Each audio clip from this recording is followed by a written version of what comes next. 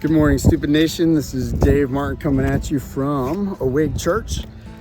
So I just had a thought that I've been wanting to share for a while, been kind of thinking of it for a long time, and that is kind of like the thoughts and words that we have for other generations, right? So here's a stupid thought for the day, right? I am a millennial, right? And so are you. You're like, what? Dude, you're entirely too old to be a millennial. And you're right in the sense that I'm not the right age, but when it comes to treating a people group, a certain way, we're all pretty much the same.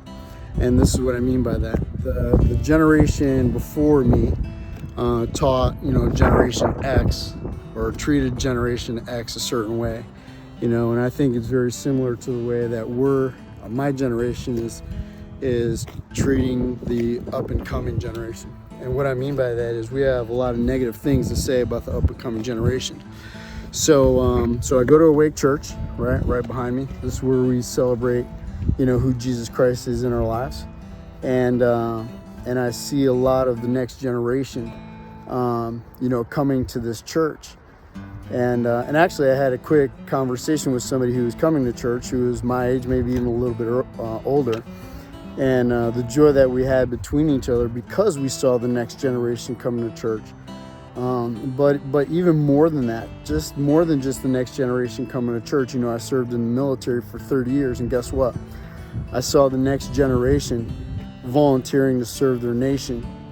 I teach in a high school, and guess what? I see the generation after the millennial generation, and I see a bunch of great men and women who are coming up through high school, people who maybe start with, do-rags and ball caps and earbuds and headphones and, listening to whatever music there is they're listening to. But what I refuse to do, and what I'm asking you to refuse to do, is I'm asking you to refuse to, put them in a people group and then disparage that people group, right? That we should look at people as individuals.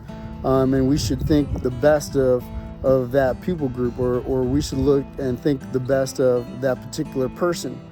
And I think of one in particular, that I get to work with at school. And, his first opportunity to be in junior ROTC was second semester last year.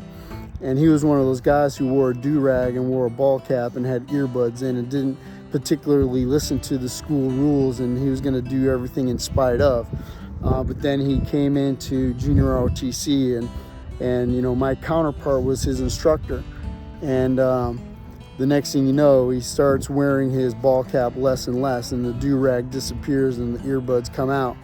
And then he comes back to junior ROTC, and and his haircut is in regulations, and he starts wearing his uniform with pride, and we put him up for a board, and he comes in third, and then his report card comes out, and for the first time in his school career, he becomes not only an AB honor roll, but an A honor roll. And he competed yesterday in a rifle competition, and his mother is beaming with pride, and this kid, it matters. Everything he does matters to him. I look at my son and daughter, who were, the next generation coming up, and I have so much respect for them. And they put in the hard work to do what they do at school, and to go beyond high school and get their undergrad. And then, my daughter on her own, as she's raising 3 kids, goes out and gets her graduate degree and is a high school teacher and a great mom and a great wife. And so I say all that to say this, man. Let's not just put people in people groups, right? Let's not look at that 20-something or that late teen and say, they're just part of that next generation, and they're, somehow or another not worthy because of this particular aspect of that people group. Let's not judge people because of the color of their skin. Let's not judge people because of a certain gender. Let's not judge people because they're of this socioeconomic group. Let's not judge people. Let's not do that, right? Because I was that person. I was the kid, who smoked, and, I was the kid who stole. I was the millennial. I was the one who was who is making the next generation angry at my generation. I was that person, but there were people in that next generation who thought better of me, and who cared enough not to put me in that people group, but who cared to love me enough to say, I'm going to look beyond that people group. I'm going to look at you as an individual, and I'm going to pour love and kindness into you. And because they took the time to see me as an individual and to pour into me, I started to believe what they saw about me. And so I wanted to share that stupid thought with you. I'm a millennial. You're a millennial, if you will.